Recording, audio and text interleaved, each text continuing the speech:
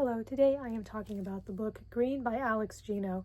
Now, not long ago, I read the author's debut novel, Melissa, and I thought that was a pretty good book. This book is related to Melissa, but ultimately considered a standalone, and I'll get more into that later. Ultimately, I liked Melissa more than this. I thought this was still good. I'll get into the reasons why, but I didn't like it quite as much. Both novels are realistic fiction. Green is about a 7th grader named Green, who identifies as non-binary, and this book involves the middle school doing a play of The Wizard of Oz, and Melissa there was a play of Charlotte's Web. So this author seems to really like plays, and I liked the theater aspect of this. I really liked The Wizard of Oz. So there's a play going on, and Green's going to be involved in it to some extent. I won't say which because I'm trying to not give too much away, but they're going to be involved in it. There's a boy named Ronnie who's going to be involved in it as well, and Green looks forward to using that as an opportunity to spend more time with Ronnie. Green has a crush on Ronnie, but they're not sure how Ronnie feels about them because Ronnie says that he is straight, so Green's not sure where they would fit in with that. So there's the added struggle, not just of having a crush, but then not being sure if that person you have a crush on is even attracted to people like you. But aside from that, Green has a pretty good life. They've got a supportive dad, nice neighbors that they hang out with.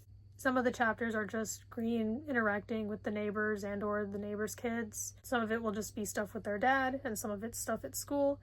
Green belongs to a group at school called the Rainbow Spectrum, which is basically anybody in that community, or allies. Like Ronnie says he's just a straight cisgender guy, but he goes there just because.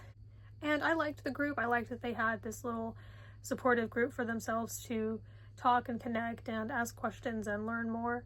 Overall, I liked the characters. I especially liked seeing characters from Melissa in this book a little bit older, and with some of them with character development and feeling more confident in their identities. So yeah, the way that this is connected to Melissa is it takes place in the same world just a few years later. In Melissa, the main characters are in 4th grade. Green is not a character in Melissa, but there are some characters from Melissa, including Melissa herself, who are in this book. The book Rick also takes place in the same universe. I have not read that one yet, but I plan to. I'm definitely looking forward to that. And none of those books need to be read in a particular order, but I imagine they probably take place in the order they were published, so Melissa, Rick, and Green. So I read them a little out of order, but it ultimately doesn't matter too much, and you can just read just one of them if you're only interested in one of them. I will say some of the characters in this book I found a little confusing. I didn't quite have that problem with Melissa. Like, there were a lot of characters in this book, and some of them kind of just blended together. I wasn't sure who was which. Like, if I read a name, I wasn't sure how they were different from another, say, female character of a different name. For the most part, I was able to distinguish them, but there were quite a few, and I could not quite distinguish all of them. So this is the second book I have read by this author. Similar to how I felt about Melissa, I really like this book's cover. It's pretty simple, but I really like the color that is used on it.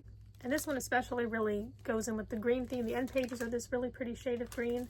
So yeah, I think whoever did this did a very nice job. In fact, it does say on the dust jacket, jacket art by Sophie McTeer and jacket design by Maeve Norton. This book is very diverse. There is also a deaf character in it. It is probably the most progressive book I have read thus far. I think the author did well with expressing Green's anxieties and insecurities that are very common at that age, regardless of your identity, but can especially be heightened by it. And I just typically enjoy contemporary realistic fiction in general. This was no exception. I didn't absolutely love it, but I'd say overall I'd give it maybe a 3.5 to 4 stars. I liked Melissa more, but I still enjoyed spending time in this world and overall enjoyed it. I mean, it's not very long. To begin with, it's a little over 200 pages and it's middle grade, so the text is pretty big, so it didn't feel like a drag to get through. And I learned a little from it. If you have read this book or anything else by this author or anything similar, or have any recommendations for anything I should read, whether similar to this or otherwise, please let me know. Thank you for watching.